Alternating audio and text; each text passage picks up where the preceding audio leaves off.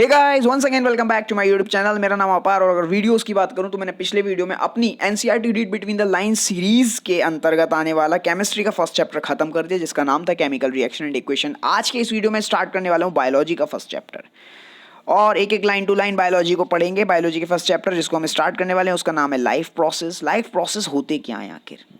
तो बहुत सिंपल सी बात है, लाइफ का मतलब जीवन और ऐसे प्रोसेस हमारी बॉडी के अंदर होने वाले ऐसे प्रोसेस जो हमें जीवित रहने में मदद करें उन्हें बोलते हैं लाइफ प्रोसेस। और वो कौन कौन से प्रोसेस हैं देख लो, एनसीईआरटी बोलती है 4 प्रोसेस हैं। Number 1 is nutrition.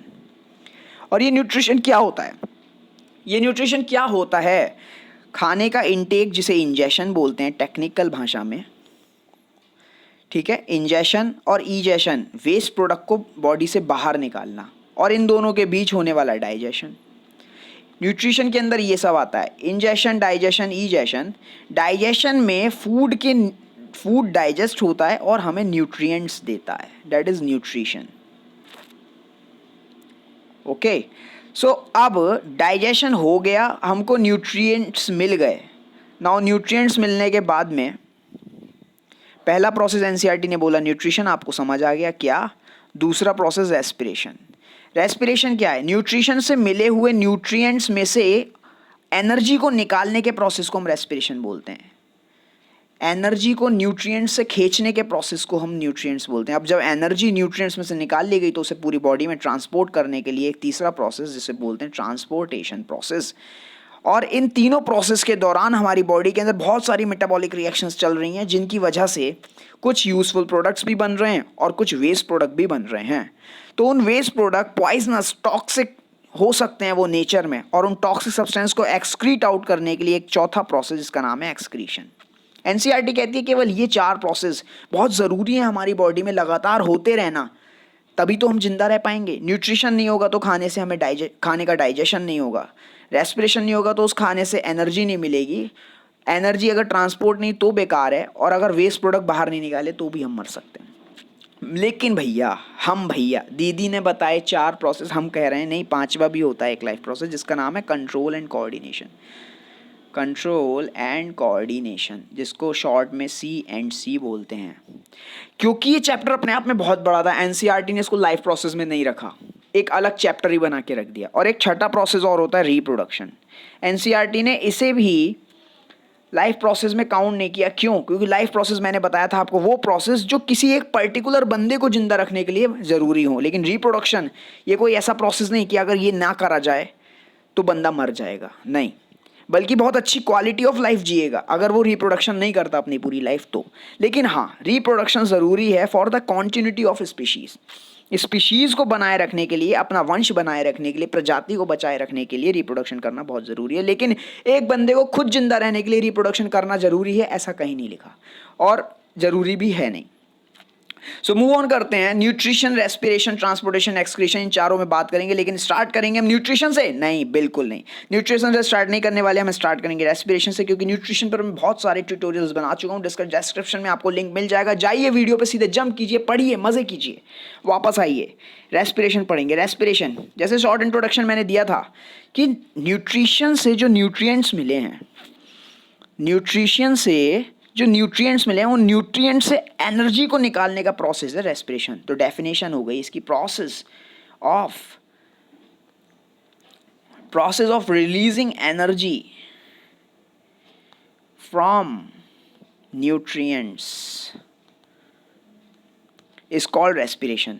अब सवाल मन में आता है, न्यूट्रिएंट्स कौन सी चीज़ें होती हैं, कौन कौन से न्यूट्रिएंट्स होते हैं? तो देखिए, हमारे फूड के अंदर carbohydrate, protein, fat, vitamin and minerals, ये 5 न्यूट्रिएंट्स होते हैं। कार्बोहाइड्रेट डाइजेस्ट होता है और अपनी सिंपलर फॉर्म में कन्वर्ट हो जाता है जिसको ग्लूकोज कहा जाता है। प्रोटीन की सिंपलर फॉर्म अमीनो एसिड होती है, फैट की फैटी एसिड होती है, विटामिन मिनरल्स की कोई सिंपलर फॉर्म नहीं होती, ये एज इट इज़ एब्जॉर्ब हो जाते हैं बॉडी में। सो अभी देखिए, न्यूट्रिएंट्स, न्यूट्रिशन से हमें न्यूट्रिएंट मिल गया क्या? ग्लूकोज। अब रेस्पिरेशन क्या कहता है कि न्यूट्रिएंट यानी कि ग्लूकोज से एनर्जी निकालना इज रेस्पिरेशन। तो भैया आओ देखो होता क्या है। देखो, ग्लूकोज पूरी बॉडी के प्रत्येक सेल के अंदर चला गया, ये हमने बनाया सेल, ये है उसका न्यूक्लियस और ये dot dot dot dot dot dot liquid भरा हुआ जिसको बोलते हैं हम साइटोप्लाज्म। ये ग्लूकोज आया साइटोप्लाज्म में और ग्लूकोज का फॉर्मूला क्या है C6H12O6, यानी कि 6 कार्बन का एक मॉलिक्यूल जिसको ग्लूकोज का एक ग्लूकोज ये आया और ये आके साइटोप्लाज्म के अंदर, ये साइटोप्लाज्म है, साइटोप्लाज्म लिक्विड के अंदर डिवाइड हो गया। ये 6 कार्बन का मॉलिक्यूल 3-3 कार्बन के 2 मॉलिक्यूल में डिवाइड हो गया और ये 2 मॉलिक्यूल को नाम दिया हमने पाइरूवेट, यानी कि 2 पाइरूवेट बन गए एक ग्लूकोज से। एक कार्बन के एक ग्लूकोज में 6 कार्बन थे और 3-3 कार्बन के 2 पाइरूवेट बना दिए डिवाइड करके। ओके, ठीक है। अब साथ में थोड़ी सी एनर्जी भी निकाल दी और यही तो है रेस्पिरेशन। ग्लूकोज को तोड़ा और एनर्जी निकाला, न्यूट्रिएंट में से एनर्जी को निकालना इज रेस्पिरेशन। लेकिन अभी पाइरूवेट में भी 3 कार्बन हैं, ये अभी और टूटेगा और ज़्यादा एनर्जी देगा। लेकिन पाइरूवेट अब ऐसे सिंपली नहीं टूटता कि साइटोप्लाज्म में ग्लूकोज आया और उसे मसला और तोड़ के पाइरूवेट बना दिया, नहीं। अभी पाइरूवेट को तोड़ने के लिए अलग अलग प्रोसेस हैं, आइए देखते हैं वो क्या। देखिए पाइरूवेट, ये पाइरूवेट 2 तरह से टूटता है, या तो ऑक्सीजन को यूज़ करके टूटता है। जब ऑक्सीजन को यूज़ करके टूटता है तो उसे बोलते हैं एरोबिक रेस्पिरेशन, और विदाउट ऑक्सीजन दूसरा तरीका होता है, विदाउट ऑक्सीजन डिवाइड हो जाए या ब्रेक डाउन हो जाए तब इसको बोलेंगे एनएरोबिक रेस्पिरेशन। बड़े फेमस टर्म है, what is aerobic respiration, what is anaerobic respiration. ऐसा रेस्पिरेशन प्रोसेस जिसके अंदर ऑक्सीजन यूज हो रही है वो एरोबिक, और जिसमें ऑक्सीजन नहीं यूज हो रही है वो एनएरोबिक।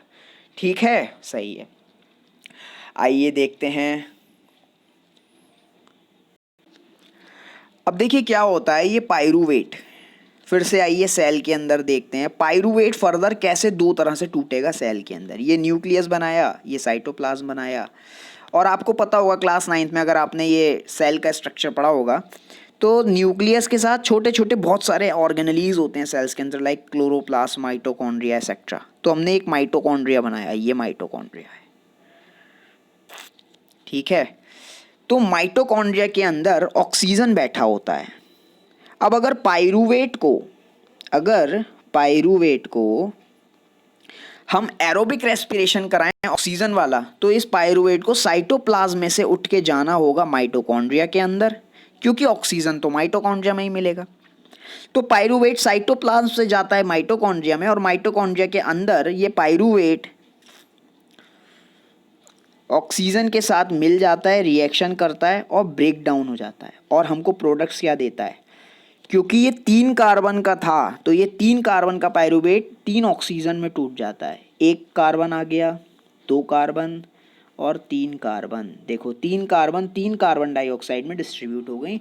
साथ में वाटर देता है और साथ में एनर्जी, बहुत भयंकर energy, large amount of energy निकालता है, और वो एनर्जी पूरी बॉडी में घूमती है और हमको एनर्जी प्रोवाइड करती है। सही है। तो this is called aerobic respiration. और एरोबिक रेस्पिरेशन पूछा जाए कहाँ होता है तो सेल के अंदर माइटोकॉन्ड्रिया में, क्योंकि ऑक्सीजन चाहिए एरोबिक रेस्पिरेशन के लिए और ऑक्सीजन मिलेगी माइटोकॉन्ड्रिया में।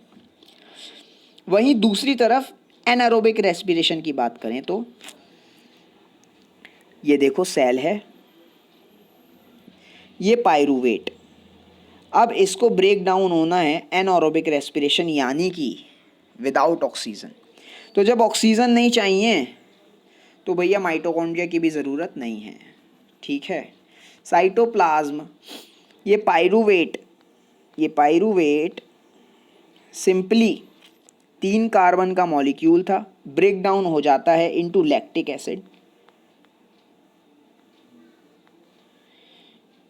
लैक्टिक एसिड, जो खुद भी 3 कार्बन का ही मॉलिक्यूल है और प्लस एनर्जी में। ये जो रिएक्शन होती है सेल के साइटोप्लाज्म के अंदर होती है, बट ये जो सेल है ये स्पेशल टाइप का सेल है, मसल सेल। हमारी बॉडी में जो मसल्स होती हैं, मसल्स के सेल्स के अंदर होती है। और ये pyruvate anaerobic respiration without oxygen जब ब्रेक डाउन होता है इनटू लैक्टिक एसिड, तो ये लैक्टिक एसिड इस सेल के अंदर इकट्ठा हो जाता है, पूरे साइटोप्लाज्म में फैल जाता है, और इस लैक्टिक एसिड की वजह से मसल सेल के अंदर थकान आ जाती है, जिसे हम बोलते हैं क्रैम्प्स। क्रैम्प्स हो जाते हैं, बॉडी दर्द करने लगती है, और एनर्जी इसमें बहुत कम मिलती है। एरोबिक में बहुत ज़्यादा मिलती है, बट एनारोबिक में एनर्जी बहुत कम मिलती है। तो एनारोबिक रेस्पिरेशन मसल सेल्स में होता है, ठीक है, ओके। एक और देखो, एक और टाइप का एनारोबिक रेस्पिरेशन होता है, पायरूवेट।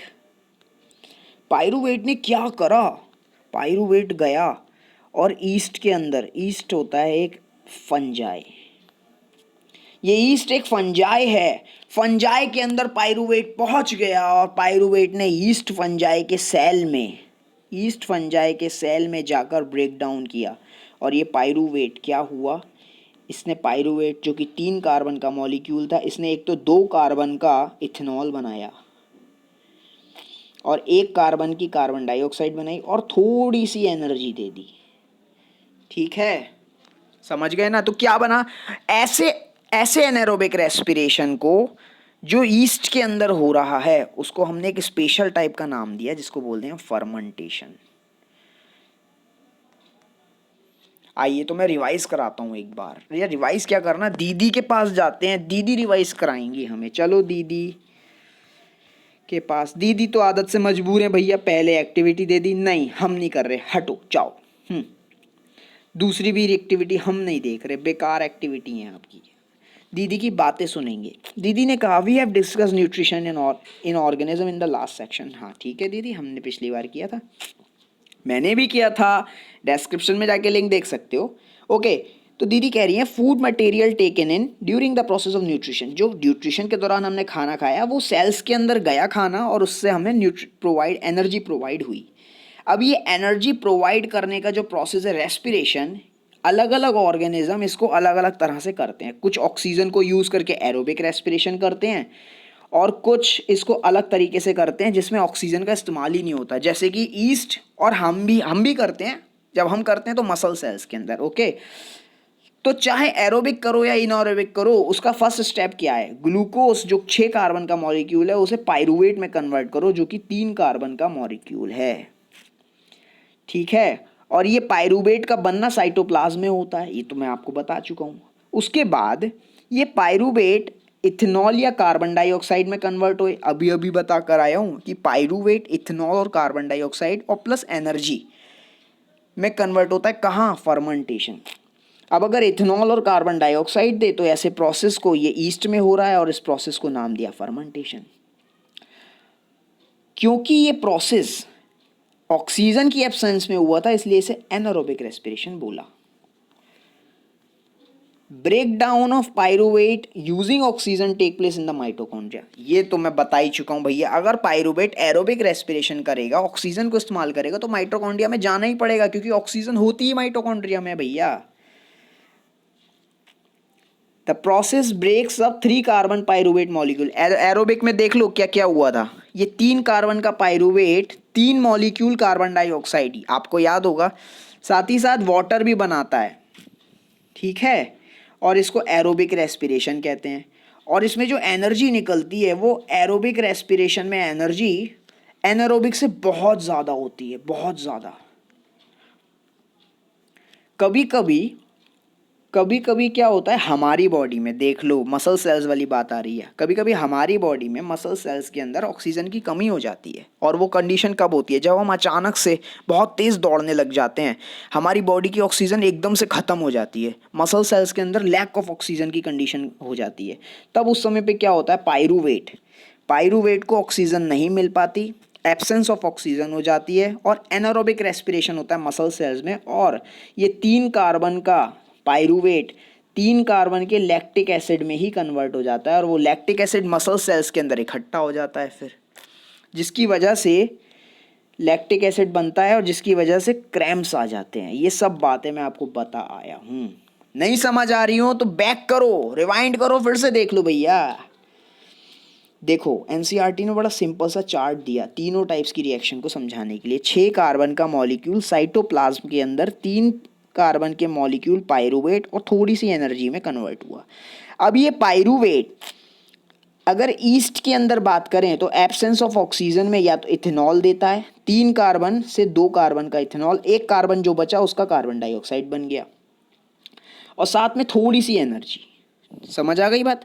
दूसरा, अगर हमारी मसल सेल्स की बात करें तो उसमें अचानक से एक्सरसाइज करने की वजह से ऑक्सीजन की कमी हो जाती है, जिसकी वजह से ये 3 कार्बन का मॉलिक्यूल पायरुवेट 3 कार्बन के लैक्टिक एसिड में कन्वर्ट हो जाता है, थोड़ी सी एनर्जी देता है।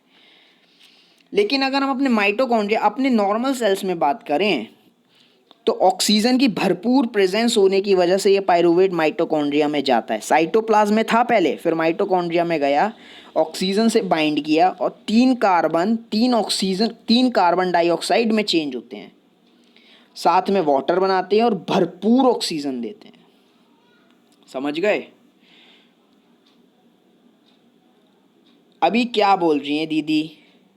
एनर्जी जो सेल्यूलर रेस्पिरेशन के दौरान जो एनर्जी निकली वो तुरंत एटीपी बनाती हैं, ठीक है, और वो एटीपी बाकी सारे सेल्स की एक्टिविटीज़ को रेगुलेट करते हैं, और इन प्रोसेसेस के अंदर एटीपी टूटते हैं और एक फिक्स्ड अमाउंट ऑफ एनर्जी निकालते हैं, और उस फिक्स्ड अमाउंट ऑफ एनर्जी से एंडोथर्मिक रिएक्शंस बॉडी के अंदर चलती हैं। कहने का मतलब ये जो एनर्जी निकली है, इस एनर्जी को इस्तेमाल करके एटीपी बनाए जाएंगे और उन एटीपी को स्टोर कर लिया जाएगा। फिर इन फ्यूचर जब हमें एनर्जी चाहिए होगी तो ये एटीपी टूटेंगे और इनके अंदर जो एनर्जी स्टोर थी वो बाहर आएगी, फिक्स अमाउंट ऑफ एनर्जी बाहर आएगी, और उस एनर्जी को यूज़ करके उस एनर्जी को पर्टिकुलर रिएक्शंस में झोंक के, यानी कि बाहर से झोंकी जा रही है तो एंडोथर्मिक रिएक्शंस, उन एंडोथर्मिक रिएक्शंस को चलाया जाएगा बॉडी में। ओके, आज के लिए इतना। नेक्स्ट टॉपिक में बात करेंगे थोड़ी सी एटीपी के बारे में डिटेल में, कि एटीपी क्या होते हैं, आप लोग सोच ही रहे होंगे। तो नेक्स्ट पार्ट में बात करेंगे। तब तक के लिए मेरी वीडियो को शेयर करो ज़्यादा से ज़्यादा, अपने फ्रेंड्स के साथ शेयर करो, लाइक करो, कमेंट करो, मुझे बताओ जो भी आपको पसंद आया हो या जो आप चाहते हो। Thank you so much for watching my video.